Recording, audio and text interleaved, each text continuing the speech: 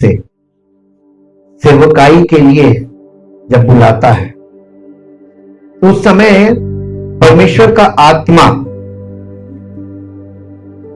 मेरी अगुवाई करता है कि हमको कैसे जाना है। हमें बुलाहट हुई, वहां से बुलाया गया बड़े बड़े अधिकारियों के द्वारा, और उन लोगों ने रिस्पेक्टफुली हमसे आग्रह किया, दबाव डालकर कि नहीं आपको आना ही है। मैं परमेश्वर का धन्यवाद करता हूं, 9 साल वहां पर सेवा की है और इतनी इज्जत परमेश्वर देता है समय के साथ। बीज बोने वाला जब बीज बोने निकलता है आंसू बहाता, बाइबल में लिखा जो आंसू बहाते हुए बोते हैं वे जय जयकार करते हुए लव नहीं करने पाएंगे, यानी कट नहीं करने पाएंगे। बिल्कुल परमेश्वर इन बातों को, अपने वायदों को पूरा करता है जब हम आज्ञा मानकर चलते हैं। आज्ञा मानना आसान बात नहीं है, कठिन बात है। मालूम है, जब मैंने अपने बच्चों से बोला इन्हें मेरी आज्ञा माननी थी और मुझे परमेश्वर की आज्ञा माननी, हम बच्चों पे दबाव नहीं डाल रहे थे, लेकिन दिल से परमेश्वर मेरे से ये कह रहा था कि तेरे बच्चे तो तेरा कहना मानेंगे। मैं उनके दिलों में आज्ञाकारिता के लिए बाध्य करूं। यही पवित्र आत्मा का काम है, वो बाध्य करता है। और इन सब लोगों ने खुद से अपनी इच्छा से अपने अपनी ड्यूटीज में अरेंजमेंट्स किए। आज्ञा मानना आसान बात नहीं है, आपको कोई छोड़ के नहीं जाना। अक्सर देखिए आप मसीही जीवन में लोगों को आप देखेंगे जो आज के सेवक हैं, वो ये कहते हैं हमने परिवार छोड़ दिया, हमने ये छोड़ दिया और हमने वो छोड़ दिया, हम प्रभु की सेवा। ना, जिम्मेदारी छोड़कर नहीं हटना। बाइबल में क्या लिखा है, जो घर का अच्छा प्रबंध करता वही परमेश्वर उसी को चुनता है। तो आपका घर का प्रबंध करना आपके चुनाव का पहला कदम। आप परमेश्वर के साथ आज्ञाकारी रहें और घर के साथ जिम्मेदारी के साथ काम करें। यही तो सेवा है। आप दूसरों के लिए क्या कर पाएंगे जब आप अपने परिवार के लिए अच्छा आदर्श नहीं रहेंगे और उनके लिए आप अच्छा प्रबंध नहीं कर पाएंगे, तो आप दूसरों के लिए क्या करेंगे? अच्छा प्रबंध करने वाला, प्रबंधक का मतलब होता है मैनेजर। हाँ, प्रबंधक जितना अच्छा प्रबंधक होता है परमेश्वर उसको उतनी ही पावर्स देता है। हालेलुया। परमेश्वर के वचन की तरफ चलेंगे और आज कुछ गूढ़ बातें आपके साथ शेयर करेंगे। आज पूरी दुनिया में पवित्र आत्मा की अगुवाई क्या होती है किसी को नहीं मालूम। सब मालूम है धर्म की आत्मा को पवित्र आत्मा समझते हैं। अक्सर आप देखेंगे लोग ये कहते मिलेंगे कलीसियाओं में, आज की कलीसियाओं में, आज के जो अपने आप को सो कॉल्ड बिलीवर्स हैं, यानी जो अपने आप को मसीही मानते हैं और अपने आप को विश्वासी कहते हैं, मैं उनकी बात कर रहा हूं कि वो अपने आप से ये कहते मिलेंगे मुझे तो पवित्र आत्मा ने ये कहा था, मैंने कहा। पवित्र आत्मा आपसे अलग से कुछ नहीं बोलेगा। पवित्र आत्मा आपसे जो बोलेगा वो कॉन्ग्रीगेशनल लेवल पर बोलेगा। मालूम है, मसीही मंडली से बात करेगा, वो आपसे व्यक्तिगत बात नहीं करेगा। पहला एरर पकड़ लीजिए। अगर आपके मन में कोई विचार उठ रहा है और आपको ये लग रहा है कि ये पवित्र आत्मा बोल रहा है, check yourself in the word of God. अपने आप को जाके, अपने विचार को जाके परमेश्वर के वचन में तौले, चेक करें। कसौटी क्या है मालूम है? परमेश्वर का लिखित वचन, यह है कसौटी। आपको ऐसे ऐसे सेवक मिलेंगे, मुझे पवित्र आत्मा ने बोला तू वहां जाना, कभी नहीं कहेगा, कभी नहीं कहेगा। परमेश्वर बोलता नहीं है। परमेश्वर दर्शन आपको देगा, पहला स्टेप। दूसरा स्टेप, जब जिसको वो दर्शन देता है उसको हुक्म मानना होता है। कौन सा पार्ट टफ है? हुक्म मानने वाला। वहां पे पहले सेवक की परीक्षा होती है, ये कितना हुक्म मानेगा। अब्राहम को देखा, अब्राहम ने परमेश्वर पर विश्वास किया और परमेश्वर का एक वायदा उसने पकड़ लिया। मनुष्यों में मालूम क्या बात पकड़ना? आप सबके अंदर एक टेंडेंसी है, आपने ये बोला था, बात पकड़ते, है ना? लेकिन आपने किस संदर्भ में बोला था और आपने किस संदर्भ में उसको एक्सेप्ट किया और उसको अपने माइंड में इंटरप्रेट किया और गलती की और कह दिया आपने कहा था। ये मसला आपके जीवन में आपने फेस किया होगा, नहीं तो आप फेस करेंगे। अब्राहम से परमेश्वर कहा था मैं तुझसे एक बड़ी जाति बनाऊंगा। अब्राहम की पत्नी बांझ थी और अब्राहम बूढ़ा था। अब्राहम को परमेश्वर की इस बात को पकड़ लिया। बहुत ध्यान से सुनिएगा कैसे आप बात पकड़ते हैं। और आपने अब्राहम ने कहा परमेश्वर ने तो हमें अलाउ कर दिया, मैं तुझसे एक जाति बनाऊंगा, एक बड़ा वंश। जाति का मतलब एक राष्ट्र। मैं तुझसे एक राष्ट्र बनाऊंगा। राष्ट्र का मतलब बिना संतान के जनसंख्या बढ़ेगी नहीं तो राष्ट्र बनेगा कहां से? तो एक बच्चा तो चाहिए ना, एक बेटा चाहिए। तो परमेश्वर के इस वायदे को, इस बोली को उसने पकड़ लिया। सुनिएगा आप कैसे पकड़ते हैं। आप मेरी बात पकड़ लेंगे, आपने कहा था। अबे यार हुक्म भी तो मानना था, हुक्म माना नहीं। आपने मेरी बात को पकड़ लिया और परमेश्वर की बात को पकड़कर अब्राहम और उसकी पत्नी ने प्लानिंग करी कि परमेश्वर ने ये कहा है कि मैं तुझसे एक राष्ट्र बनाऊंगा, तो इसका मतलब परमेश्वर ने हमें अलाउ किया है कि सरोगेसी से एक बच्चा पैदा कर दो। और उसने, उसकी पत्नी ने अपनी दासी को, जो गुलाम थी जो उसको विवाह में उसके साथ भेजी गई थी, वो हाजिरा, उसको कहा ये ले और ये सरोगेसी करेगी, ये हमारे लिए संतान पैदा करेगी। इश्माइल पैदा हो गया। कैसे पैदा हुआ? परमेश्वर के वायदे की गलती थी या अब्राहम के समझने में गलती? सुनिएगा, बात पकड़ने वालों के लिए बहुत बड़ा मैसेज है वहां पर। अब बात पकड़ते हैं, अपना इंटरप्रिटेशन, अपनी बुद्धि लगाते हैं और उस बात के आधार पे आप कुछ करते हैं और पलटकर परमेश्वर से कहते तूने तो कहा। हालेलुया। इसका नतीजा क्या हुआ मालूम है? अब्राहम को 25 साल परमेश्वर ने रगड़ दिया ना। अब तो तुम एकदम निष्क्रिय कर दूंगा तुझे। जब उम्र 100 साल हो गई, उसकी पत्नी की 80 साल हो गई, अब तो कोई जुगाड़ ही नहीं बचा।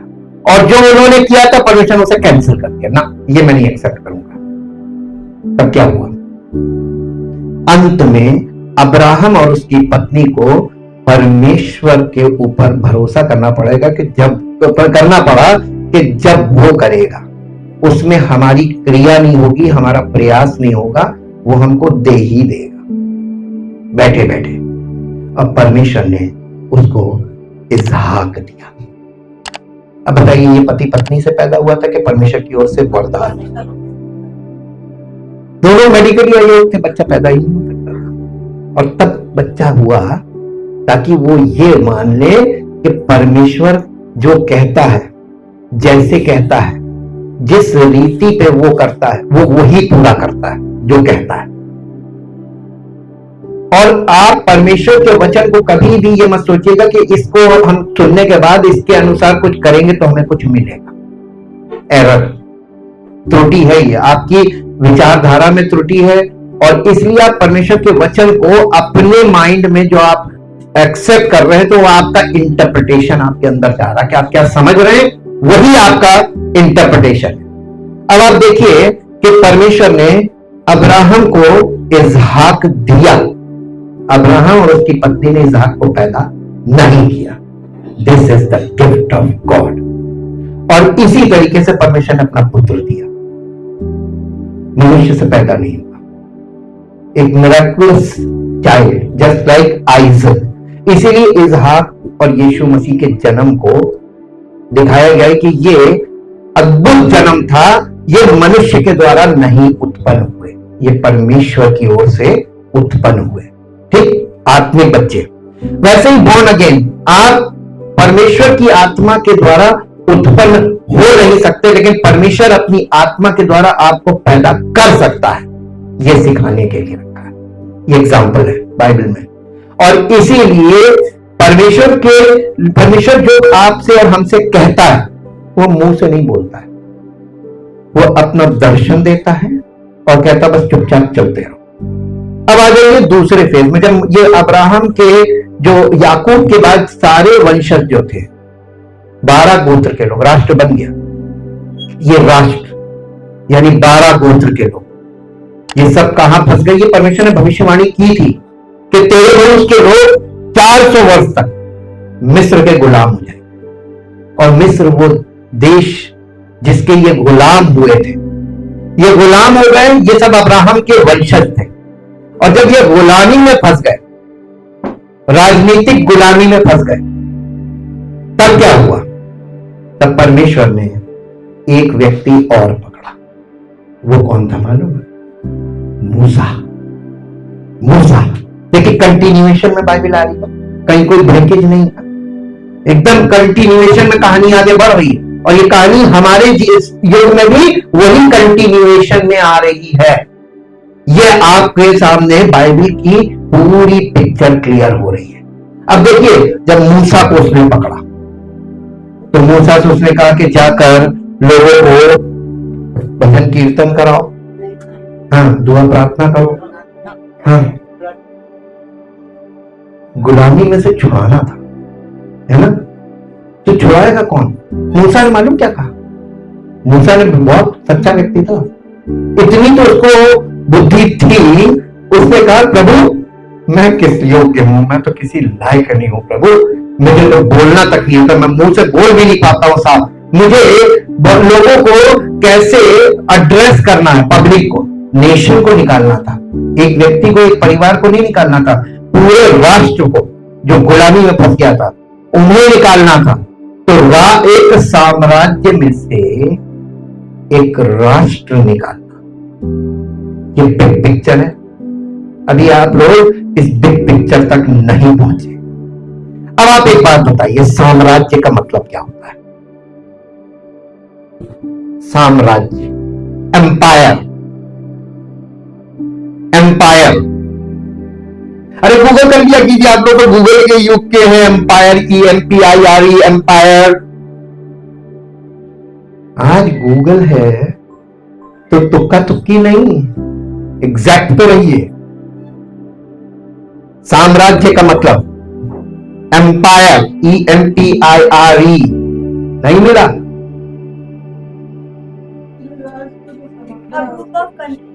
A group of countries that is governed by one country।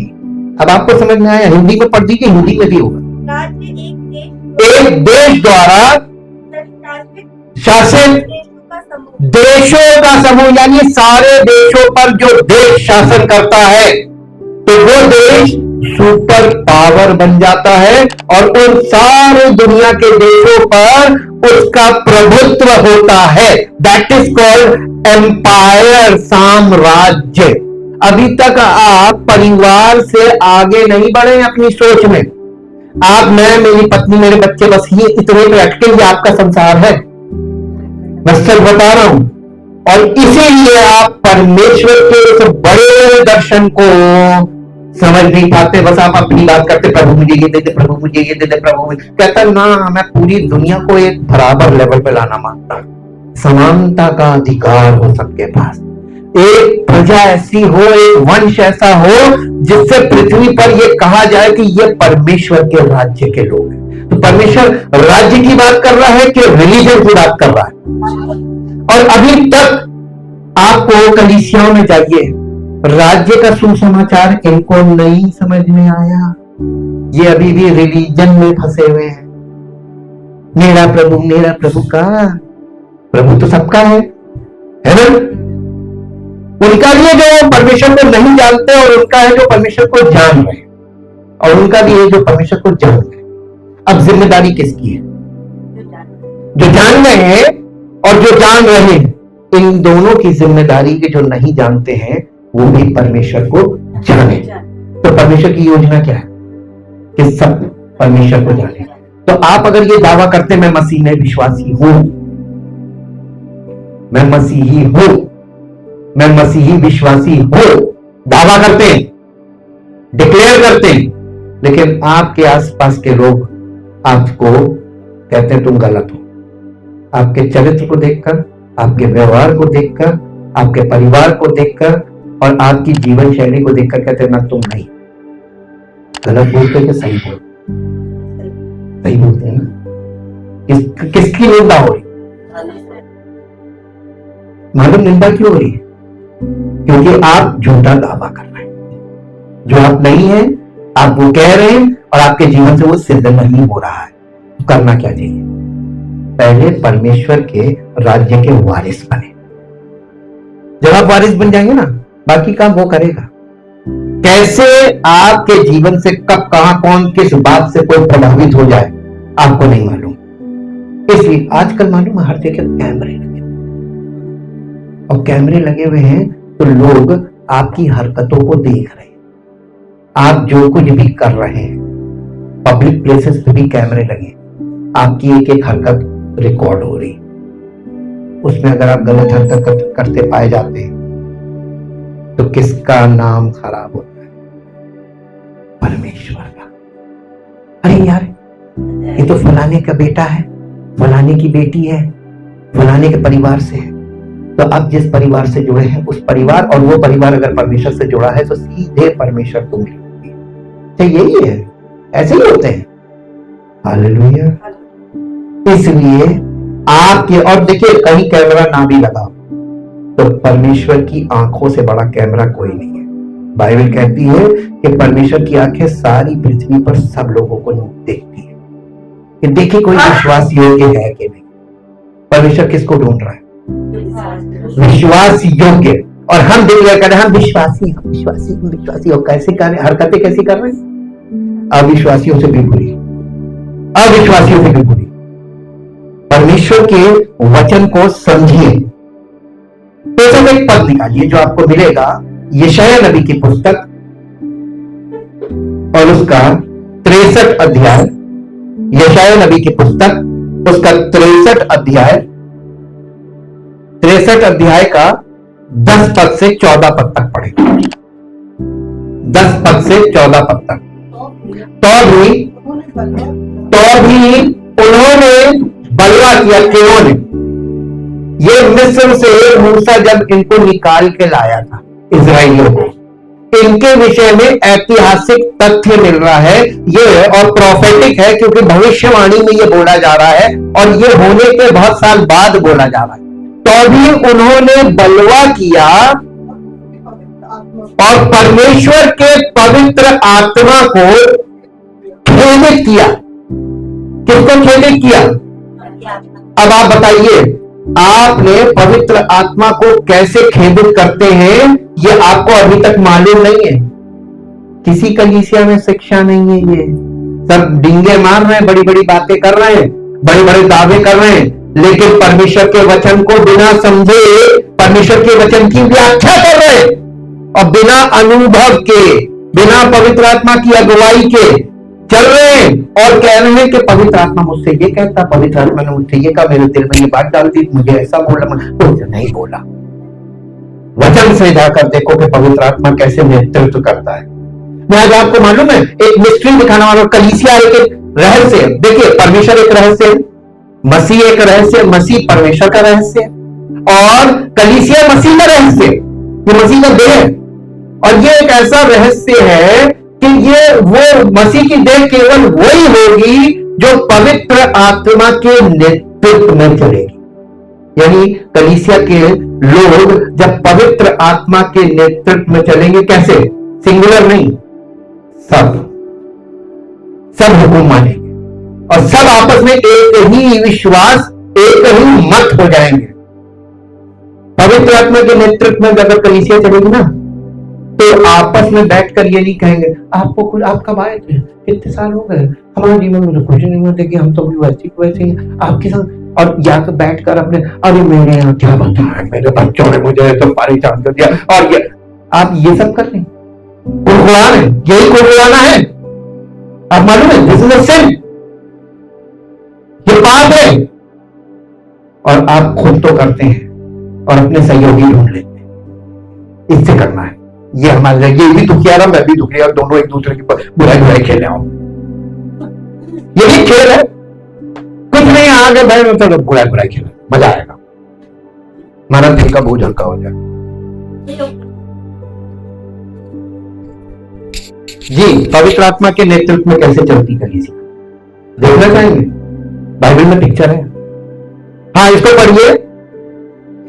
इस कारण नहीं, फिर से पढ़िए।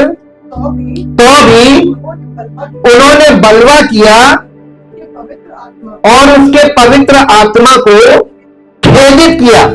खेदित का मतलब क्या होता है? मायूस कर दिया।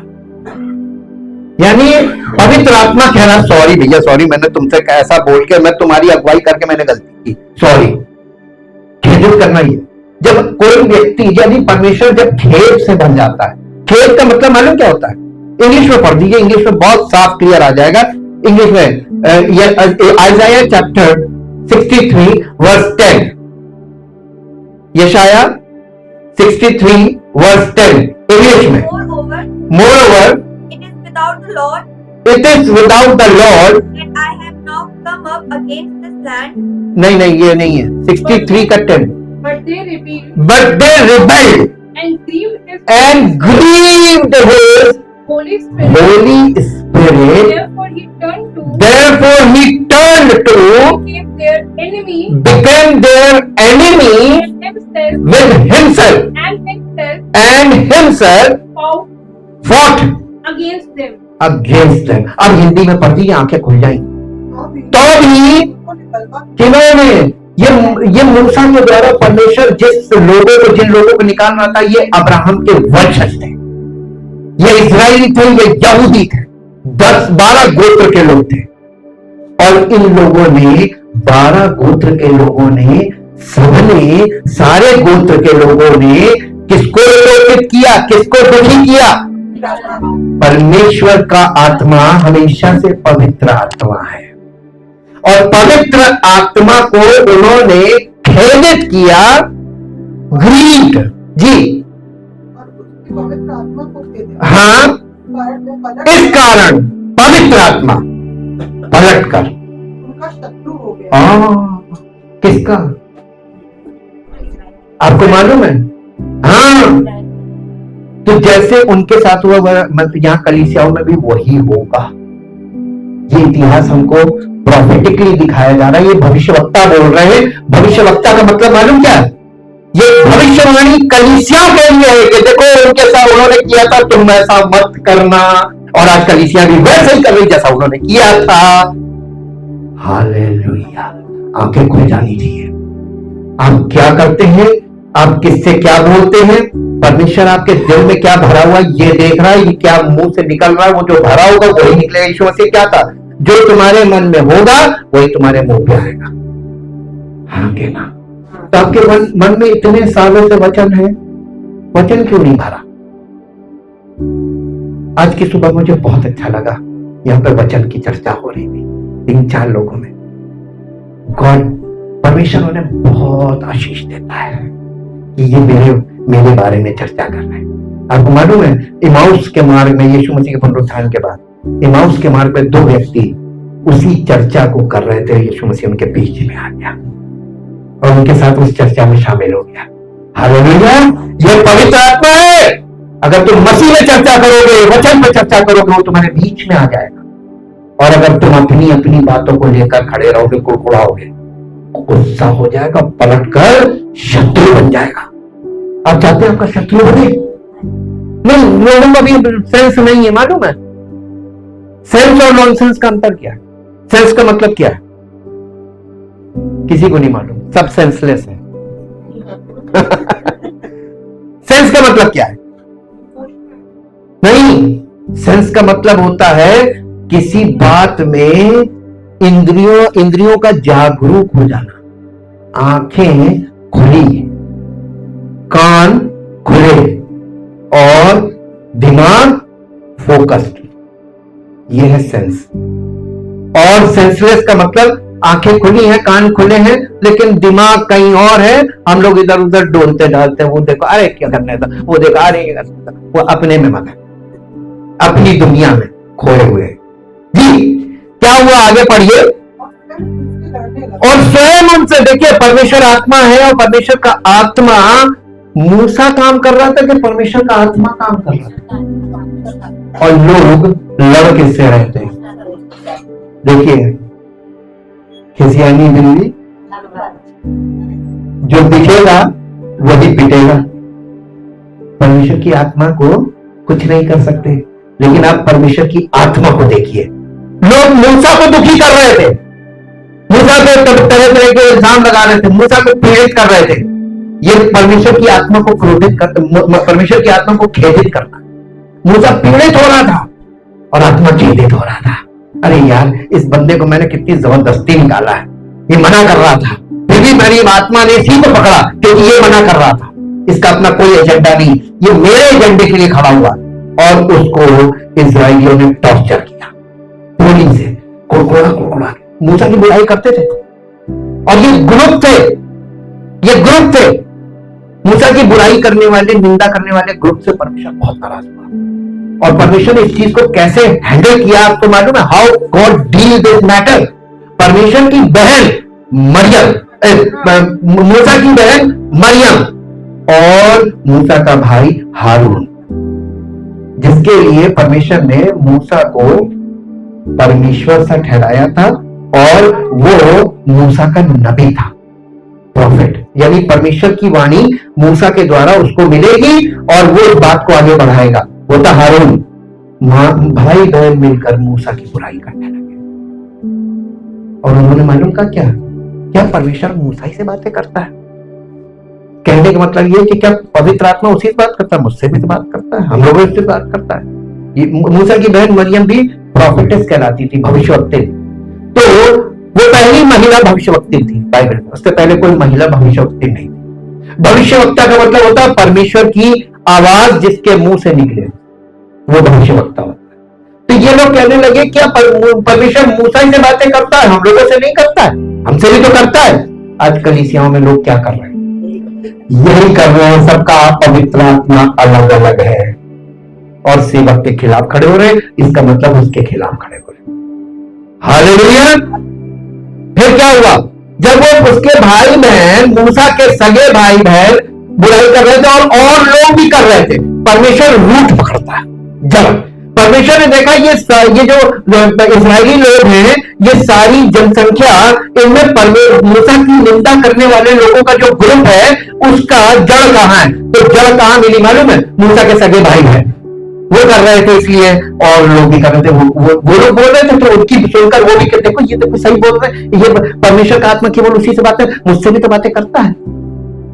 ये कभी मत दिमाग में रखिएगा कि डायरेक्टली परमेश्वर का आत्मा आपसे कभी बात करे।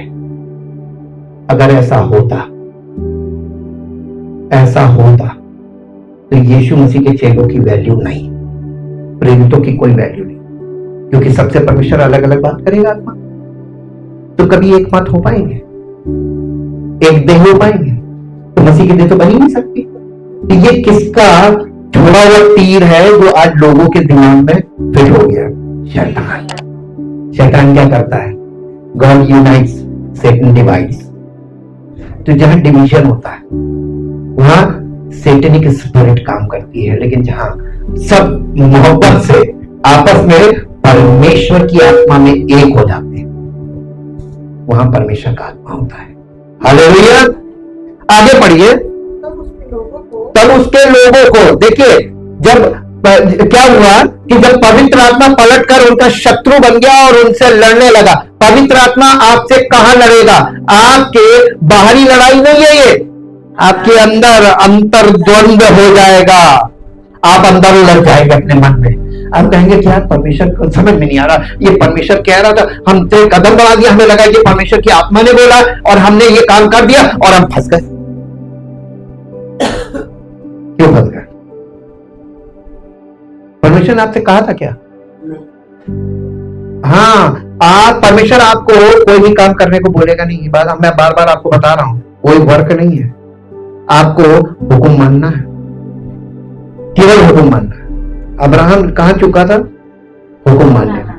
परमेश्वर ने उसको हुक्म मानने तक काउंटर किया और इजाजत देकर उस वंश को बढ़ाकर एक राष्ट्र बना दिया। और उसके बाद जब परमेश्वर ने उसको पुत्र देने से पहले ये कह दिया था, जब वाचा बांधी थी कि तेरे वंश के लोग जो एक राष्ट्र बन जाएंगे, वो मिस्र की गुलामी में फंस जाएंगे। मिस्र को वहां पर साम्राज्य के रूप में दिखाया जा रहा है। और परमेश्वर के लोग परमेश्वर के राज्य के प्रजा है, परमेश्वर की प्रजा के रूप में है। तो साम्राज्य में एक राज्य, ठीक, साम्राज्य का मतलब क्या है? एक देश के अंदर सारी दुनिया के सारे देश एक देश से नियंत्रित होते हैं, उसको कहते हैं साम्राज्य, एम्पायर। और आप बाइबल में, अब हम आपको बड़े यानी राज्य के सुसमाचार के लेवल पे ला, परमेश्वर 10, 15, 20 लोगों को किंगडम ऑफ गॉड में या न्यू एरा में, नए युग में प्रवेश नहीं कराएगा, बल्कि परमेश्वर एक बड़ी संख्या होगी, पूरी दुनिया विश्व लेवल पे काम कर रहा है। तो सुसमाचार जो है वो यूनिवर्सल लेवल पे है। तो कभी भी ये मत सोचिए कि हमसे कुछ कहा, आपसे कुछ नहीं कहेगा ऐसे। वो आपको पवित्र आत्मा के द्वारा अगुवाई करने के लिए उसने कलीसिया की स्थापना की है। तो परमेश्वर डायरेक्टली एक व्यक्ति के द्वारा, एक व्यक्ति से बात नहीं करेगा, बल्कि एक व्यक्ति के द्वारा पूरी कलीसिया से बात करेगा, और पूरी कलीसिया के द्वारा संसार को उत्तर देगा, अपनी महिमा प्रकट करेगा। जी आगे पढ़िए। अर्थात अब उन लोगों को मालूम क्या याद आया? जब पवित्र आत्मा उन्हीं को नाश करने लगा, उनसे लड़ने लगा, तो उन्हें किसके दिन याद आए? मूसा के दिन याद आए। ये बहुत इंपॉर्टेंट है कि आज की कलीसिया के लोगों को भी मूसा के दिन याद करने चाहिए। जी आगे पढ़िए। वे कहने लगे कि जो अपनी भेड़ों को उनके चरवाहे समेत समुद्र में से निकाल लाया, वो कहां है? कौन नहीं था? वो किसको ढूंढने लगे? नहीं, वो किसको ढूंढ रहे हैं? इस लाइन में बताइए, वो किसको ढूंढ रहे हैं? चरवाहा तो मूसा था, मूसा था। और भेड़े कौन थी? वो सारे इजरायली लोग भेड़े थी। भेड़ और चरवाहे के बीच अंतर बताइए क्या है? कलीसिया के अगर सब लोग भेड़ है, चरवाहा, तो चरवाहे और भेड़ में अंतर बताइए। चरवाहा एक मनुष्य है, ठीक, और भेड़े क्या है? नहीं, भेड़े हैं क्या? एक आज्ञाकारी और दीन पशु, एक ऐसा जानवर जिसकी कोई अपनी बुद्धि नहीं है, जिसको कोई भी लुभा के ले जाए, प्रेरित करके ले जाए। यानी भेड़ और बकरी के बीच अगर आप अंतर करके देखेंगे तो बकरी चालाक होती है, भेड़ नहीं। भेड़ खुद ही मरने के लिए तैयार है, उसको ये नहीं मालूम मेरे साथ होगा क्या। अब भेड़ के फायदे, भेड़ के पास ऊन है ना, ऊन, और ऊन बहुत महंगी चीज है, और उसकी खाल भी है, और उसका मांस भी है, सब कुछ यूजफुल है। भेड़ बड़ी यूजफुल चीज है। लेकिन भेड़ बुद्धि में शून्य मानी जाती है, ये बुद्धि नहीं होती। परमेश्वर कलीसिया के लोगों को कैसे देख रहा है? स्पिरिचुअली आपको कैसे देख रहा है? इनके पास आत्मिक बुद्धि, आत्मिक समझ नहीं है ना? तो इसका मतलब इनकी अगुवाई परमेश्वर करेगा, चरवाही करेगा। और इसीलिए मूसा वहां पर जो चरवाहे के रूप में दिखाया गया है, तो सीधे नए नियम में आइए, क्योंकि मूसा का मुकाबला किससे, मूसा का जो कंपैरिजन वो किससे किया गया है ना? परमेश्वर, मूसा का कंपैरिजन किसके साथ है ना? यीशु मसीह। लेकिन बिल्कुल एग्जैक्ट पिक्चर है, बस बंदा चेंज हो गया। अगर मूसा चरवाहा था और इजरायली भेड़ थे, इजरायलियों ने, इन भेड़ों ने किया क्या? ये सब बकरी बन गए, सब बकरी बन गए। और नए नियम में आएंगे ना, तो वहां पे लिखा है वो भेड़ों को बकरियों से अलग करेगा परमेश्वर का न्याय, 25 अध्याय में देखिएगा। तो भेड़ और बकरी, अब आप देखिए कलीसिया में दोनों है। अगर भेड़े हैं, अच्छा भेड़ सींग नहीं मारती, लेकिन बकरी मार रहे, बकरी कष्ट पहुंचाती है, और बकरी हमेशा ऊंचा स्थान जाती है। गाड़ी खड़ी होगी उसको पर चढ़ जाएगी, कार खड़ी होगी उसको पर चढ़ जाएगी, ऊंचा स्थान, लीडरशिप, ये बकरी है। और भेड़े झुंड में रहती, नहीं वजन की बात नहीं है, वो टेंडेंसी है, उसका स्वभाव है। जी अब देखिए यहां पर ये लोग क्या, ये प्रोफेसी में क्या कहा जा रहा है? आगे पढ़िए। उन्हें मूसा के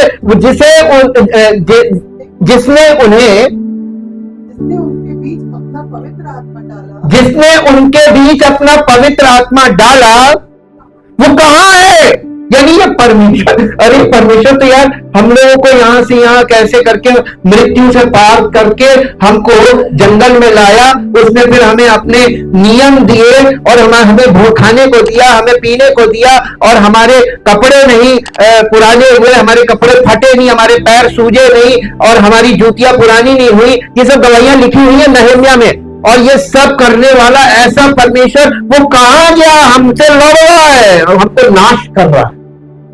पवित्र आत्मा अगर आपको जीवन देता है और अगर आप उस जीवन में परमेश्वर की महिमा का जीवन जीने के लिए रजामंद नहीं है, तो नुकसान किसका होगा?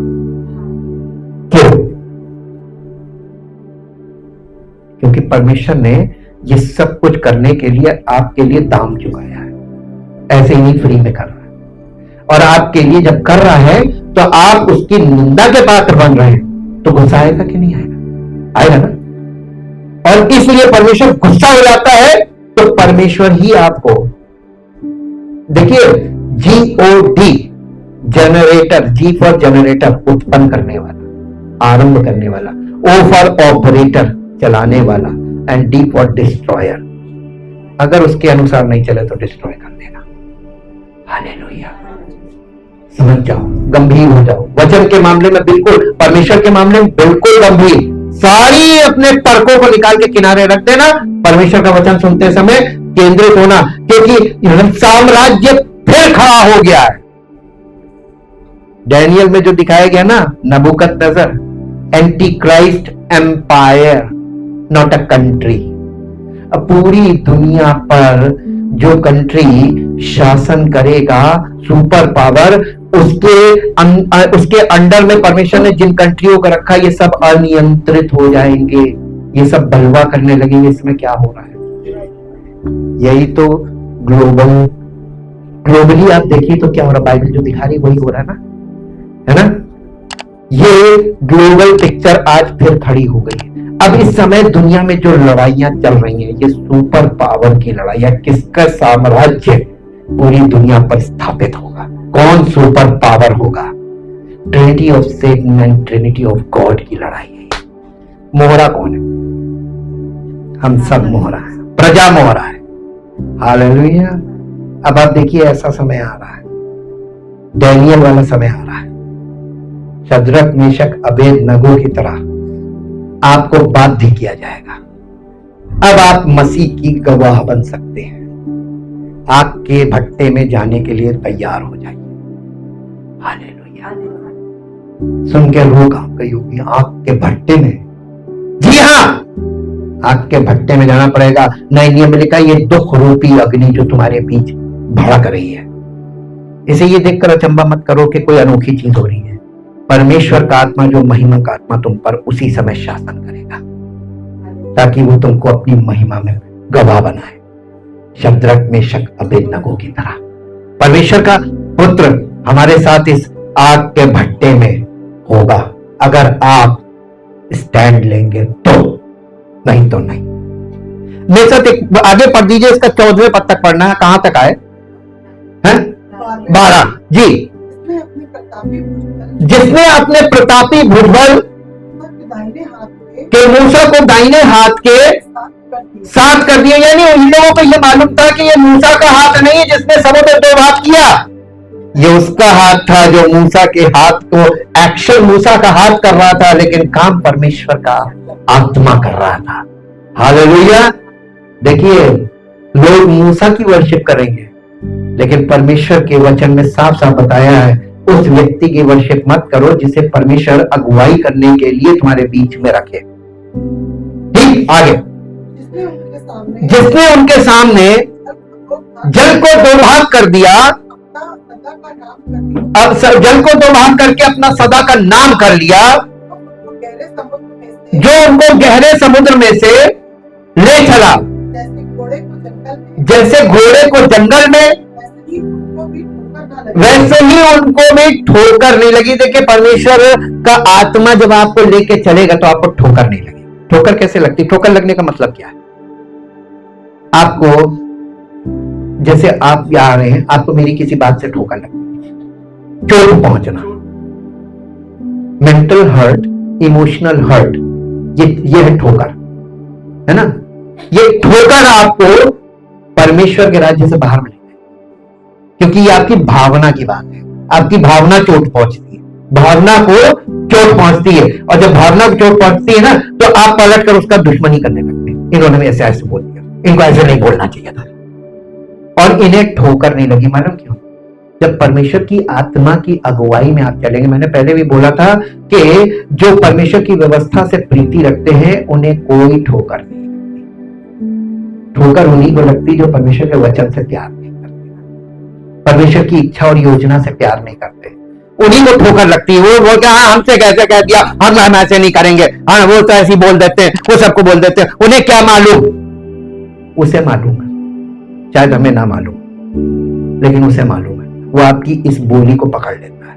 अच्छा, इसका मन तो बहुत खराब है, ये आता है लेकिन इसका दिल परमेश्वर के वचन में नहीं लगता है, और इसकी भावना में परमेश्वर के प्रति प्रेम नहीं, बल्कि अगर कुछ बोला जा रहा है, अगर देखिए बुरा मानना होता, अब्राहम से परमेश्वर ने जब कहा था अपना ये बेटा जो 30 साल का हो गया था, इसहाक, इसे तू मेरे लिए बलि कर दे, टुकड़े टुकड़े करके आग लगा दे, भस्म कर दे। मुझे बुरा लगना चाहिए था, ठोकर लगनी चाहिए। दिया ही क्यों था जब ऐसा कराना था? अरे हमें ना देता, ये मेरे हाथ से तू करा रहे, बाप के, मैं नहीं करूंगा बोल सकता था ना, लेकिन मूसा ने क्या किया? वो अब्राहम ने क्या किया? कैसे? आज्ञा ऐसे नहीं मानी जाती है। आज्ञा मानने का मतलब है उसने वो सब करा और बहुत सीरियसली किया, अपनी पत्नी को भी नहीं बताया। उसको मालूम था अगर इसको बता देंगे इमोशनली मुझे और कमजोर कर देगी, इसलिए उसने बहुत सी चीजें, आपको जब पवित्र आत्मा बोलता है ना कब शेयर करनी है कब नहीं करनी है, ये भी साथ में आता है। करो, पहले करके दिखाओ फिर बोलना। हालेलुया। हुक्म मानना क्या है? जैसे बोला जाए वैसे खट से। जब हम लोगों को ये कॉल आई थी वहां से, एनटीपीसी से, तो हमने पहली बार मना कर दिया, हम नहीं आ पाए। 3 बार मना किया, चौथी बार उन्होंने कहा नहीं आप ही को आना। हमने कहा दिन आगे पीछे कर दी, फिर नेगोशिएशन चलता रहा वहां पे। तो क्योंकि वो अगर सेंट्रल गवर्नमेंट है ना, तो वहां पे मीटिंग्स होती हैं बड़े बड़े अधिकारियों की, वो मीटिंग्स होने लगी और मेरे पास पल पल पल पल पल पल पल पल मैसेज आ रहा। पहले उन्होंने कहा 26 को कर लेंगे, तो हमने 26 संडे है, बच्चे कह रहे कि 26 तारीख तो हम लोग को झंडा फहराने जाना। हमने कहा जाना पड़ेगा, लेकिन तुम लोग आ जाओगे जल्दी, चर्च हम लोग का यहाँ होगा और चर्च होने के बाद हम लोग दोपहर में निकलेंगे। तो कहने लगे चलो ठीक है मैनेज किया जाएगा।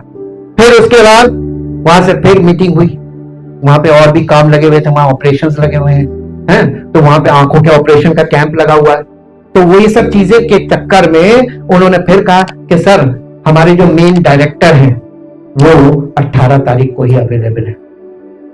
हमने ठीक है ओके सर, अब मैं कुछ नहीं कह सकता, अब प्रभु के हाथ में है, कितने होंगे, कौन जा पाएगा कौन नहीं जा पाएगा, मैंने सब छोड़ दिया। हमने कहा मैं दिमाग नहीं लगाऊंगा और ना किसी को बाध्य करूंगा, परमेश्वर का आत्मा खुद काम करेगा। और एक टीम तैयार हो गई, एन वक्त पे हम लोग सट से निकले और रात में वापस आ गए। हम लोग को 1 बज गया था कल। हालेलुया। लेकिन वहां पे परमेश्वर की बहुत महिमा हुई, बहुत महिमा हुई, और बड़े बड़े अधिकारियों के बीच में हमें ऑनर दिया गया। हालेलुया। ये वो करता है, हम चाहेंगे भी तो नहीं कर पाएंगे, कॉन्टेक्स्ट नहीं। लेकिन परमेश्वर की उस महिमा को देखकर मैंने कहा प्रभु जितना हम आज्ञा मानते हैं उतना आप काम करते हैं, और जब हम अपनी बुद्धि लगाते हैं तो आप काम नहीं करते। अब जल्दी से आ जाइए नए नियम में। नए नियम में पहला कुरिन्थियों 10 अध्याय पहले पद से पढ़िए, कंपेयर कीजिए, देखिए वही चीज कंटिन्यूएशन में आ रही है कलीसिया में। और ऊपर हेडिंग जरूर पढ़िएगा, हेडिंग में क्या लिखा हुआ है? इजराइल के इतिहास से चेतावनी। किसको? ये चिट्ठी किसको लिखी जा रही है? कलीसिया को। इजराइल के इतिहास से चेतावनी दी जा रही है कलीसिया को। और कलीसिया भी उसी पद चिन्हों पे चल रही जैसे इजरायली चल रहे थे। हालेलुया। वो मिस्र की गुलामी में थे और हम पाप की गुलामी में हैं। सेम चीज है जी। हे भाइयों, मैं नहीं चाहता कि तुम इस बात से अनजान रहो, अनभिज्ञ रहो कि हमारे सब बाप दादे बादल के नीचे थे और सब के सब समुद्र के बीच से पार हो गए और सबने बादल में और समुद्र में मूसा का बपतिस्मा लिया। रुक जाइए, ये कंट्रोवर्शियल सब्जेक्ट है बपतिस्मा, लेकिन परमेश्वर का आत्मा यहां पर केवल लिखित रूप में शब्द नहीं पढ़वा रहा है, ये इतिहास वहां पे पीछे जाकर दिखा भी रहा है पवित्र आत्मा। कैसे? जब ये लोग समुद्र के बीच से पार हुए थे, एक बूंद पानी किसी के ऊपर गिरा था। इसका मतलब ये पानी का बपतिस्मा नहीं था। नहीं, ये पवित्र आत्मा का भी बपतिस्मा नहीं था, ये पानी का बपतिस्मा नहीं था। लोग कहते हैं बपतिस्मे का मतलब पानी का बपतिस्मा। एक ये कंट्रोवर्शियल इसलिए क्योंकि आज सारे डिनोमिनेशन अपने अपने बपतिस्मे के लिए लड़ा। किसी का छींटे का है, किसी का बच्चे का है, किसी का बड़े डुबकी का है, किसी का कुछ, कोई नदी में दे रहा है, कोई तालाब में दे रहा है, कोई टंकी में दे रहा है। ये कंट्रोवर्शियल सब्जेक्ट है, लेकिन मैं फिर लिखूंगा। परमेश्वर यहां पे जब ये कलीसिया को चिट्ठी लिख रहा है तो ये ऐतिहासिक तथ्य शेयर कर रहा है, तो हमें फोकस कहां करना चाहिए?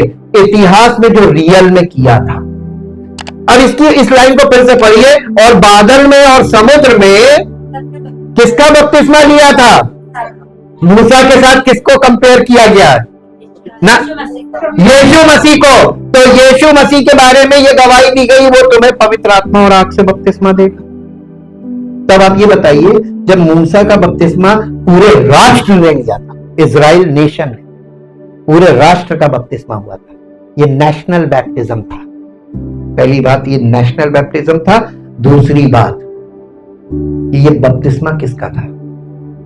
मूसा का। और इसमें किसी के ऊपर एक बूंद पानी नहीं, ये पानी का बपतिस्मा नहीं था। बैप्टिज्म का मतलब होता है आइडेंटिफिकेशन। ये सब मूसा की अगुवाई में चलने वाले लोग हैं। परमेश्वर ये दिखा रहा था मिस्र के राजा को, क्योंकि मिस्र के राजा से कौन बात कर रहा था? इजरायली लोग बात कर रहे थे कि मूसा? और इजराइल, मिस्र का राजा किससे परेशान हो गया? मूसा से। हालेलुया। मूसा से। मूसा किससे बात कर रहा था? नहीं, मूसा जाके किससे बात कर रहा था इजराइलियों को छुड़ाने के लिए? फिरौन से, मिस्र के राजा से। मिस्र के राजा से बात कर रहा था। ऐसे ही प्रभु यीशु मसीह शैतान के साम्राज्य से हमको निकाल के ला रहा। अगुवाई में चलना है ना? अगुवाई में, हम अगुवाई में नहीं चलना मांगते, हम अपनी बुद्धि, अपनी समझ, अपनी इच्छा से चलना मांगते हैं। हालेलुया। ये फिजिकल और स्पिरिचुअल का अंतर है। आगे पढ़िए। सबने बादल में, समुद्र में मूसा का बपतिस्मा लिया और सबने एक ही आत्मिक भोजन किया और सबने एक ही आत्मिक जल पिया, क्योंकि वे उस आत्मिक चट्टान से पीते थे जो उनके साथ साथ चलती थी। तो यीशु मसीह वहां पर था कि नहीं था? और यीशु मसीह उनके साथ साथ चल रहा था कि नहीं चल रहा था? तो मूसा पे लोग फोकस क्यों करते हैं, मसीह पे क्यों नहीं फोकस? यानी कलीसिया को जाकर वहां मसीह की अगुवाई देखनी चाहिए कि वो लोग, इजरायली लोग, ना तो मूसा की अगुवाई में थे और ना मसीह की, क्योंकि मूसा की अगुवाई मसीह कर रहा था और मसीह, मूसा और इजरायली, ऑर्डर आ गया है ना? आज बताइए कलीसिया में ऑर्डर, क्रम मसीह आई नहीं। एक सेवक खड़ा हो गया, उसने अपना डिनोमिनेशन बना लिया, अपना नाम कर लिया और ढेर सारे अपने मुरीद खड़े कर लिए। अरे मेरे लिए तो यही है, मेरे लिए तो सब कुछ यही है, मेरे तो यीशु मसीह भी यही है, तो पवित्र आत्मा भी मेरे लिए यही। ये कर रहे हैं लोग, ये मसीही लोगों की हालत है। क्यों? क्योंकि पवित्र आत्मा के द्वारा वचन के खुलासे नहीं हो रहे, वो सब एक बंदे को पकड़ के खड़े हो रहे हैं। हालेलुया। ये कलीसिया को पौलुस दर्शन दे रहा, पीछे इतिहास से दिखा रहा कि तुम वो लिखा हुआ है ना इजराइल के इतिहास से चेतावनी कलीसिया के लिए, ये वार्निंग है जी। आगे, परंतु परमेश्वर उनमें से मसीह उनके साथ साथ चलता था। ये मसीह के साथ साथ चलने वाले लोग थे इजरायली, परंतु परमेश्वर उनमें से थोड़े नहीं, मैक्सिमम लोग से परमेश्वर प्रसन्न नहीं। आज कलीसियाओं में क्या कंडीशन है? यही कंडीशन। परमेश्वर उनमें से बहुतेरों से प्रसन्न नहीं हुआ, इसलिए वे जंगल में ढेर हो गए, यानी वो जंगल से बाहर निकल ही नहीं पाए। और ये जंगल का सफर ये ट्रायल्स एंड टेस्टिंग को दिखाता है। आप परख के समय फेल होते जाएंगे, फेल होते जाएंगे, फेल होते जाएंगे, फेल होते जाएंगे, तो आप परमेश्वर के राज्य के वारिस नहीं बने, आप बॉर्न अगेन भी नहीं हो। बॉर्न अगेन क्यों नहीं हो रहा है? क्योंकि जंगल के सफर में ही तो बॉर्न अगेन होने के लिए ये तो किया जा रहा है ना, कि हमारे अंदर से हमारे आत्मा को खड़ा करना, हमारे आत्मा को जीवन में खड़ा करना और हमारे शरीर को नीचे कर देना, आत्मा के अधीन करना। मेरी आत्मा को परमेश्वर राज्य के लायक बना रहा है, अपने शरीर पर और शारीरिक इच्छाओं पर हमारी आत्मा राज्य करे। यह है पाप से गुलामी के छुटकारे के लिए, यही एक मेन कारण है कि परमेश्वर ये भीतरी कार्य करना मांग रहा है। आगे पढ़िए, उनमें से बहुतों से प्रसन्न नहीं हुआ, वे जंगल में ढेर हो गए।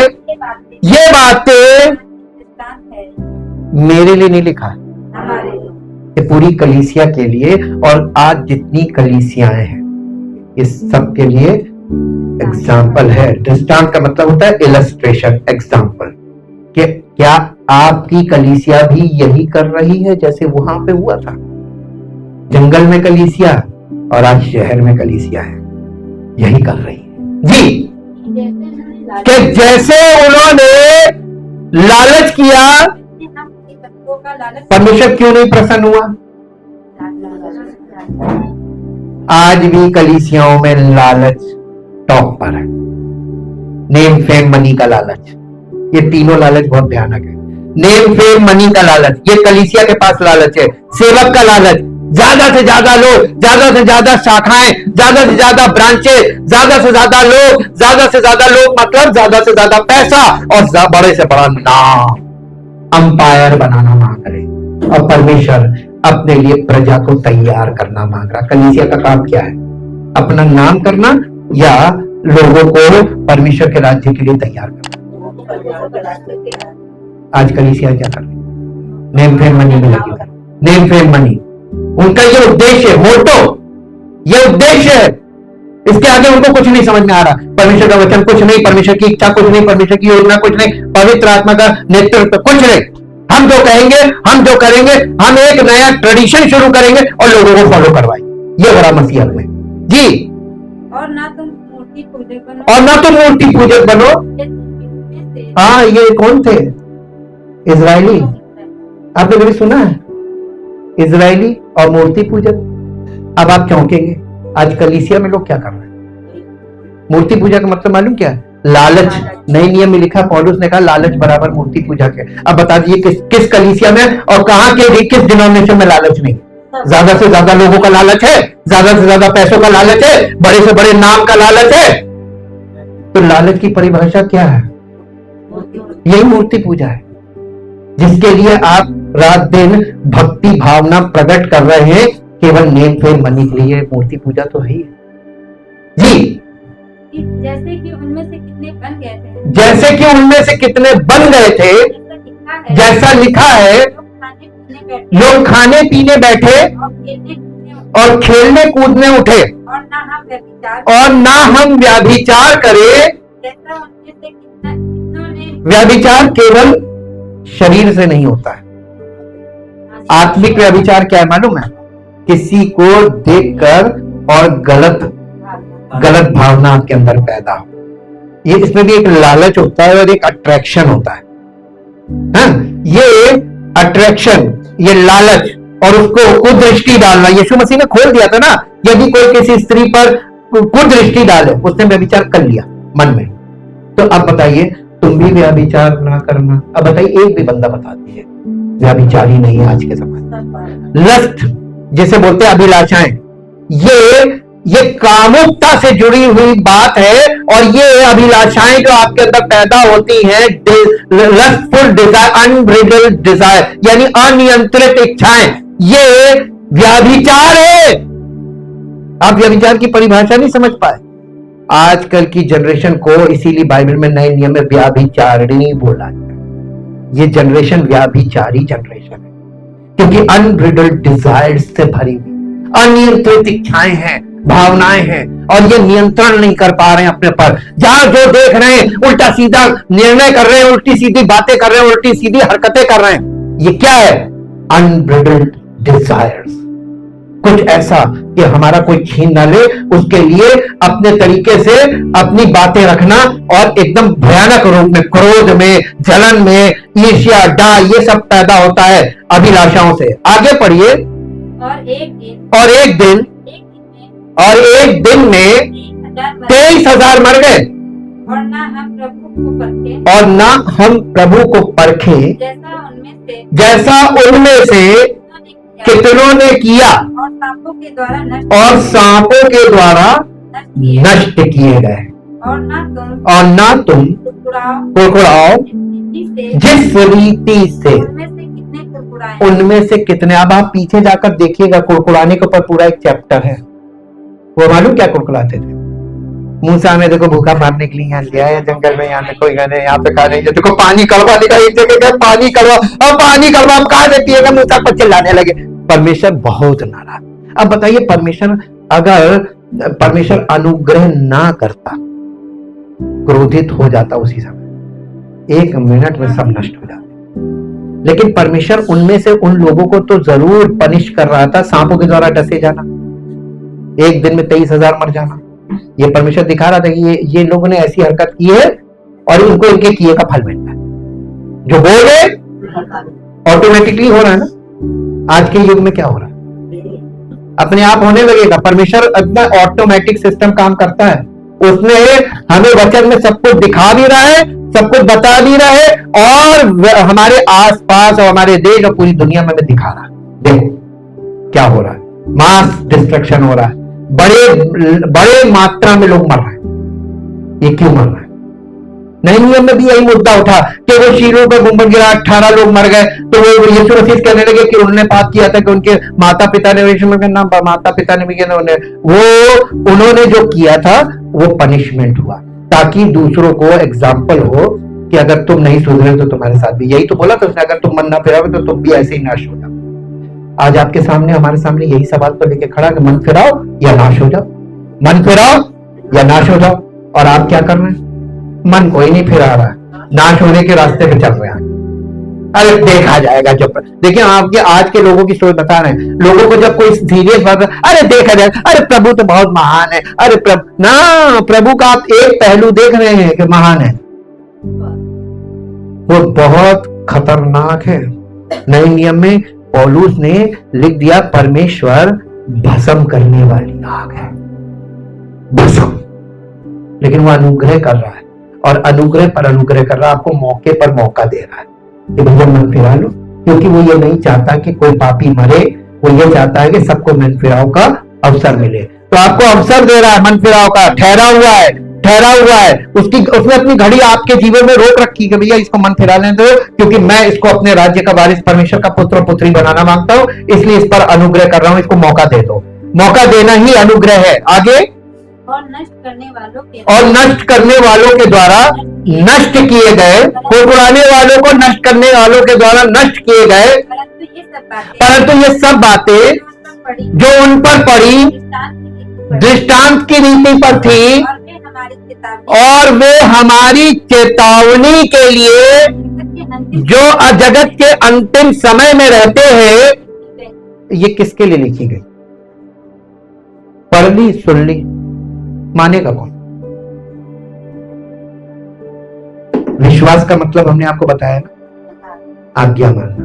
और बाइबल में आप जाके देखिए, केवल आज्ञा मानने के अलावा और कोई दूसरा विश्वास है नहीं। विश्वास का मतलब आज्ञाकारी, विश्वास का मतलब आज्ञाकारी। अब मेरे साथ जल्दी से आइए, मैं आपको एक छोटी सी बात दिखाता हूं कि पवित्र आत्मा का नेतृत्व परमेश्वर कैसे करता है। जैसा आप सोचते वैसा नहीं। निर्गमन की पुस्तक 3 अध्याय, निर्गमन की पुस्तक 3 अध्याय, फटाक से निकालिए निर्गमन 3 अध्याय और उसका पहला, दूसरा, तीसरा पद पढ़िए। मूसा अपने ससुर यत्रो नामक मिद्यान के याजक की भेड़ बकरियों को चराता था और वो उन्हें जंगल के पश्चिमी और होरेब नामक परमेश्वर के पर्वत के पास ले गया। और परमेश्वर, देखिए अब यहाँ पर ज्योग्राफी भी आपको बता दें, ये होरेब पर्वत जो है ना, यही है सिय्योन पर्वत, यही है सिय्योन पर्वत, जिसका हमने अभी आपको डिटेल स्टडी दी। सिय्योन, ये होरेब पर्वत परमेश्वर का पर्वत कहलाता था और मूसा बकरी चराते चराते वो उस पर्वत के पास चला गया। ये वही पर्वत है जहां पर अब्राहम ने अपने बेटे इसहाक को बलि करने के लिए रखा था, वेदी बनाई थी। ये वही एग्जैक्ट प्लेस है जहां पर यरूशलेम बना, मंदिर बना। ये वही जगह है जहां यीशु मसीह को सलीब दी गई, होरेब पर्वत। ये आगे चल के इसके नाम बदलते गए, मोआब देश में था। आगे, और परमेश्वर के दूत ने एक कटीली झाड़ी में आग की लौ में उसको दर्शन दिया। किसको? मूसा को। परमेश्वर की आवाज आई मूसा के पास के दर्शन, देखना और सुनना। हमने आपको बताया ना, इंद्रियों का काम है बस। मसीही जीवन में इंद्रियों के बिना आपको विश्वास नहीं होगा और ना आप परमेश्वर के राज्य में प्रवेश करेंगे। इंद्री, आंख खुल जाना और कानों से उसकी बातों को समझना। उसने आग की लौ में होकर दर्शन दिया और उसने दृष्टि उठाकर देखा कि झाड़ी जल रही है पर भस्म नहीं हो रही है। तब मूसा ने कहा, मैं उधर जाकर मैं इस बड़े आश्चर्य को देखूंगा। ये आश्चर्यचकित करने वाली बात भाई, आप कोई चीज देखें वो जल रही है लेकिन भस्म नहीं हो रही, वो कंटिन्यू जलती जा रही, कंटिन्यू जलती जा रही, कंटिन्यू जलती जा रही। जी जी, कि वो झाड़ी क्यों नहीं जल जाती, क्यों भस्म क्यों नहीं हो रही है? जी, जब यहोवा ने देखा उसका देखने को मुड़ा चला आता है। जब परमेश्वर ने देखा कि मूसा देखने को मुड़कर चला आता है, तब परमेश्वर ने झाड़ी के बीच से उसको पुकारा, हे मूसा। First Moses saw and then he heard the voice from the burning bush. उस जलती झाड़ी से उसने आवाज सुनी। पहले देखा कि पहले सुना? और आजकल के लोग देखते कुछ नहीं है। हाँ, पता नहीं किस किस की सुन लेते हैं और फिर वो अपना मंथन करते हैं और अपनी थ्योरी कर लेते हैं। जी, मूसा ने कहा, क्या आज्ञा है? उसने कहा, इधर पास मत आ और अपने पांव से जूतियों को उतार दे, क्योंकि जिस स्थान पर तू खड़ा है वो पवित्र भूमि है। फिर उसने कहा, मैं तेरे पिता का परमेश्वर। देखिए परमेश्वर का इंट्रोडक्शन देखिए, मूसा को कैसे इंट्रोडक्शन दे रहा, कैसे दे रहा है। मैं आज के लोगों को बता, एक मिनट मैं इसमें आगे बाद में जाऊंगा, मैं कंपेयर करा दूं। आजकल के लोग आपको सच्चे परमेश्वर से मिलाने आए हैं। सेवक बोलेगा, अरे आप जिस परमेश्वर को नहीं जानते हो उससे हम मिलाने आए हैं। आप उस परमेश्वर, अरे पूर्वजों का परमेश्वर है। और परमेश्वर का इंट्रोडक्शन देखिए, मूसा के लिए ये नहीं था कि जिसे तू नहीं जानता मैं वो परमेश्वर बोल रहा हूं, बल्कि ये था कि मैं तेरे पिता का। देखिए दाऊद ने क्यों कहा था अपने बेटे सुलेमान से अपने पिता के परमेश्वर को जान, और इसीलिए बाइबल लगातार हमारे पूर्वजों के परमेश्वर की बात कर रही है। यानी एक ही परमेश्वर है, हमारे पूर्वज चाहे कोई भी हो कैसे भी, लेकिन हमारा परमेश्वर एक ही आ रहा है, वो पूर्वजों का परमेश्वर कहला रहा है। जी, और देखिए इसने वो पूर्वजों की बात करी, उसने कहा मैं अब्राहम का परमेश्वर, इसहाक का परमेश्वर और याकूब का परमेश्वर, मैं वो वाला परमेश्वर हूं। तब मूसा ने जो परमेश्वर की ओर देखने से डरता था अपना मुंह ढाक लिया। यहोवा ने कहा, फिर यहोवा ने कहा, मैं अपनी प्रजा के लोग मैं अपनी प्रजा के लोग जो मिस्र में हैं, दुख को निश्चय देखा मैंने उनके दुख को निश्चय देखा है और उनकी जो चिल्लाहट और उनकी जो चिल्लाहट परिश्रम करने वालों के कारण होती है, परिश्रम करने वालों के कारण होती है, परिश्रम कराने वालों के हाँ, कारण परिश्रम कराने वालों के कारण होती है, उसको भी मैंने सुना है। परमेश्वर देखता भी है और सुनता भी है जी। उनकी पीड़ा पर और उनकी पीड़ा पर मैंने चित्त लगाया है, इसलिए चित्त का मतलब होता है दिल और दिमाग दोनों लगा दिया है जी। इसलिए अब मैं उतर आया इसलिए अब मैं उतर आया हूं कि उन्हें मिस्रियों के वश से छुड़ाऊं। कि उन्हें मिस्रियों के वश से छुड़ाऊं, गुलामी से छुड़ाना है। जैसे यीशु मसीह उतर आया पाप की गुलामी से छुड़ाने के लिए। देखिए कंपेयर कीजिए, बिल्कुल एग्जैक्ट चीज है ना। यीशु मसीह ने एक बात बोली थी कि मैं पुत्र अपनी ओर से कुछ नहीं करता, परंतु जैसा पिता को वो करते देखता उस काम को वो उसी रीति से करता है। तो इससे पुराना नियम नया नियम एक हो गया, जो वहां किया वही यहां कर रहा है जी। और देश से निकालकर और उस देश से निकालकर एक अच्छे और बड़े देश में एक अच्छे और बड़े देश में, मधु की धाराएं हाँ, यानी प्रॉस्परस जगह है, वहां पर मैं उनको ले जाकर बसाऊंगा। ये योजना थी। देखिए किंगडम की योजना चल रही है कि रिलीजन की योजना चल रही है। और आज रिलीजन लेके खड़े हुए कलीसिया के लोग, दुआ प्रार्थना, राज्य का सुसमाचार। राज्य का सुसमाचार कहां है? सिटीजनशिप की बात कहां है? परमेश्वर का दर्शन देखिए कितना बड़ा है। अब एक बात बताइए ना, मैं कॉमन सेंस पे ला रहा हूं। यीशु मसीह का बलिदान सिर्फ क्रिश्चियंस के लिए हुआ था, केवल यहूदियों के लिए हुआ था, या कुछ समुदायों के लिए हुआ था? समस्त मानव जाति। पक्का हो गया। तो किसके लिए वो, किसके पापों को उसने मिटाया? समस्त मानव जाति के पापों को उसने मिटा दिया, प्रायश्चित हो गया। अब लोगों के पास सबको, यीशु मसीह ने सबके लिए बलिदान दे दिया, काम डन हो गया। अब जानकारी किस किस के पास नहीं, किसी के पास नहीं, किसी के पास नहीं हो, किसी के पास नहीं है। उनको परफेक्ट एग्जाम्पल, एक ऐसे व्यक्ति के संपर्क में जैसे ही आएंगे जहां पवित्र आत्मा का निवास है, खट से उनको पवित्र आत्मा कनेक्ट कर लेगा, खट से कनेक्ट कर लेगा और खट से वो कहेंगे कि परमेश्वर का दर्शन मुझे मिला, इस व्यक्ति के द्वारा मिला। वचन में वो, ये स्पेशल रेवलेशन है वर्ड ऑफ गॉड, और ये कलीसिया में रखा है, और जनरल रेवलेशन सृष्टि में है। देखिए परमेश्वर डबल काम कर रहा है। पूरी सृष्टि को परमेश्वर संदेश दे रहा है सृष्टि के द्वारा, पूरे समस्त संसार के लोगों को सृष्टि के द्वारा, जो कलीसिया में नहीं है, और जो कलीसिया में उनके लिए स्पेशल रेवलेशन। अब जिम्मेदारी किसकी है कि उन लोगों को जो आधे अधूरे दर्शन में हैं, देखिए लोग आज पेड़ की पूजा कर रहे हैं, गलत नहीं है। पेड़ जीवन का स्रोत है इस पृथ्वी पर। एक प्रथम दृष्टिया देखिए, इससे ऑक्सीजन जनरेट हो रहा है पृथ्वी पर, उसके बाद इससे फल फ्रूट मिल रहा है, जीवन ही तो मिल रहा है। इसकी लकड़ी से हमारी इमारती सामान बन रहे हैं, दरवाजे बनते हैं, सारी लकड़ी का जितना फर्नीचर है एक से एक महंगा, सब पेड़ से ही तो आ रहा है। पेड़ हमको जीवन दे रहा है कि नहीं दे रहा है? जीवन के साथ हमारे जीवन से संबंधित वस्तुएं भी दे रहा है।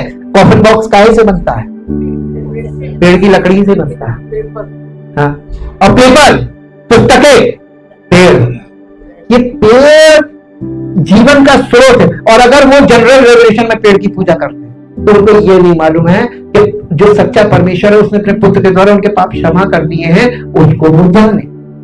जिम्मेदारी किसकी है? हम लोगों की। लिविंग एग्जाम्पल बनना, लिविंग विटनेस बनना, ताकि हम उनके बीच में परमेश्वर के उस दर्शन को जो हमारे जीवन में वो प्रकट कर रहा है। इसीलिए यीशु मसीह ने कहा था, मैं जगत की ज्योति हूं, और अपने चेलों से कहा था, तुम जगत की ज्योति हो। और चेले जगत की ज्योति बन गए, लेकिन उसके बाद देखिए कलीसिया की हालत, पहली सदी के बाद कलीसिया की हालत देखिए। ये सब गलत शिक्षाओं ने आके क्या कर दिया। हाँ, परमेश्वर हमको अपनी, देखिए हो सकता है परमेश्वर हमें जलती झाड़ी की तरह किसी से बात कर ले। वो झाड़ी जो जलती है, ये एक दर्शन है कि परमेश्वर की आत्मा से हम ज्वलंत हैं, और परमेश्वर की आत्मा का प्रकाश और परमेश्वर की वाणी एक व्यक्ति के द्वारा किसी तक पहुंच सकती है। मूसा को परमेश्वर वही बनाना मांग रहा था। जलती झाड़ी का दर्शन ये मूसा को परमेश्वर दिखा रहे थे कि मैं तुझे ये बनाना मांगता हूं तो मेरा वक्ता बनेगा। आया दर्शन क्लियर? और मूसा ने क्या कहा मालूम है? मूसा ने झट कह दिया, मैं नहीं जाऊंगा। मैं कौन होता हूं?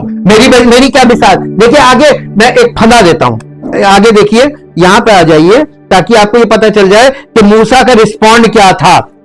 मूसा का रिस्पॉन्ड क्या था? 3 अध्याय में ना, 3 अध्याय का देखिए, इसका ये पद पढ़िए, 9 पद।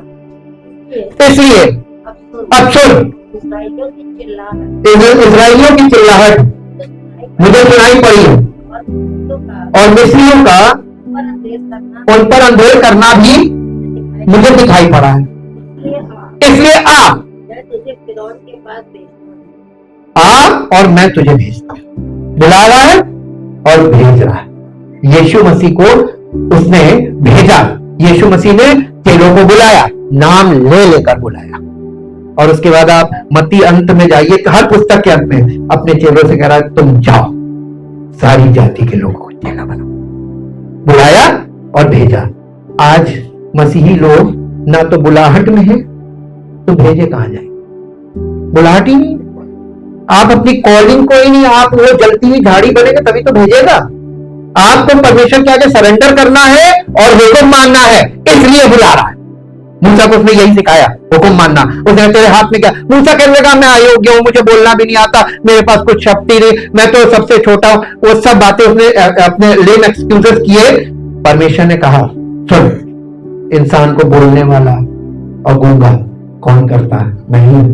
मैं ही अंधा करता हूं, मैं ही आंखें खोल देता हूं, मैं ही हूं, मैं सब कुछ करता हूं, इसलिए तेरा कोई बहाना नहीं चलेगा।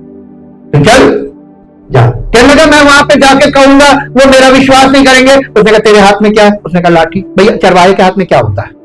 अंडरस्टूड है। उसने कहा, ये लाठी। कहने लगा, ठीक, एक काम कर, तू लाठी को जमीन पे डाल दे। उसने डाल दी, वो सांप बन गई। और उसके बाद लाठी सांप बन गई। और फिर क्या हुआ? मूसा डर गया। परमेश्वर ने कहा, उसकी दुम पकड़ के उठा ले। जैसे ही उठाया, फिर लाठी बन गई। मूसा से कहने लगा, जा। जब वो नहीं मानेंगे तो ये दिखा देना। अब ये बताइए, इसमें मूसा आश्चर्य कर्म कर रहा है या हुक्म मान रहा है? हुक्म मान रहा है ना। जब आप हुक्म मानने लगेंगे ना, परमेश्वर के वचन को मानने लगेंगे, तो आपके जीवन में वो काम करने लगेगा। सीखा बहुत छोटा सा। कैसे आपको सीखना है? हुक्म मानोगे तो परमेश्वर काम करेगा। बाकी ये जो दुआ प्रार्थना वाला पार्ट है ना, धर्म कर्म वाला रिलीजन, ये काम नहीं करेगा। ये बाइबल स्पष्ट दिखा भी रही है, बता भी रही है, भविष्य वक्ताओं की बातें भी बता रही है। ये सब कुछ कंक्लूड करके नए नियम में रखा गया और कह रहा हूं, मैं तुम्हें भेजता हूं। क्या आप उसकी आज्ञा मानने के लिए तैयार हैं, ताकि वो आपके जीवन में बड़े बड़े सामर्थ्य के काम करे? जितने लोग आज्ञा मानने के लिए तैयार हैं, दिल से तैयार है, अपने स्थान पर खड़े। Thank you, thank you, thank you, thank you, thank you, thank you, thank you. देखिए, प्रार्थना करने के लिए हर आदमी तैयार हो जाएगा। अगर उससे कहो कि आप तुम्हें दुआ करना सिखा दे, वो दुआ करना सीख लेगा। हर आदमी जो उसके मन की इच्छा है कि दुआ तो एक ऐसी चीज है कि बस परमेश्वर के आगे बस यूं कहा और वो सुन लेगा, नहीं। हुक्म मानने वाले बनोगे ना, तो वो तुम्हारे मांगने से पहले तुम्हारी आवश्यकताओं को जानता है। केवल इतना है कि जब तुम हुक्म मानोगे तो पूरी करने लगेगा। Thank you Jesus. क्या आप चाहते हैं कि परमेश्वर आपके मांगे बिना आपकी जरूरतों को पूरा करे? आप चाहते हैं कि आपके बच्चों पर परमेश्वर का अनुग्रह बना रहे? आप चाहते हैं कि आपके बच्चों के बच्चों पर उसका अनुग्रह बना रहे? आप चाहते हैं कि इस वर्ष में आपके परिवार में परमेश्वर की महिमा प्रकट हो? आप चाहते हैं कि आपके परिवार के द्वारा परमेश्वर का राज्य आपके आसपास वो चर्चा हो कि लोग कहे, वाकई में ये परिवार एक बहुत एग्जाम्पल हो गया, आपको आदर्श बनाना मांगता है? क्या आप बनना चाहते हैं?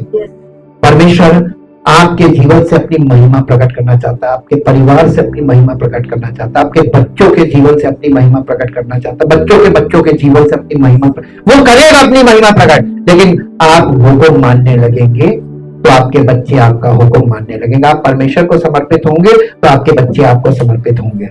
ये क्रम है और परमेश्वर चाहता हर व्यक्ति सही क्रम में आ जाए। Thank you, thank you, thank you, thank you. परमपिता परमेश्वर, हम आपका हृदय से धन्यवाद करते हैं। हम सब ने आपके वचन की बातों को सुना और समझा है, और अपने आसपास प्रभु हम देख रहे हैं कि आज की दुनिया में, आज के युग में कैसा व्यवहार लोग कर रहे हैं। लेकिन प्रभु, हम आपका बहुत धन्यवाद करते हैं कि आपने हमें कलीसिया में रखा है, उस कलीसिया में जहां पवित्र आत्मा जबरदस्त तरीके से कार्य कर रहा है। और प्रभु, हम अपने जीवन का समर्पण कर रहे हैं और अपने परिवार को भी आपके सामने समर्पित कर रहे हैं, और चाहते प्रभु कि आपका अनुग्रह मुझ पर, मेरे परिवार पर और आपकी महिमा के लिए ऐसा प्रकट हो कि हमारे जीवन से, हमारे परिवार से आपका राज्य महिमान्वित होने पाए, आपके राज्य की महिमा प्रकट हो, ताकि लोग प्रभु आपकी ओर बढ़े और आपकी ओर केंद्रित हों और आपके वचन पर मन लगाएं और आपका नाम महिमा पाए। प्रभु यीशु मसीह के नाम से आमीन। अपने स्थानों पे खड़े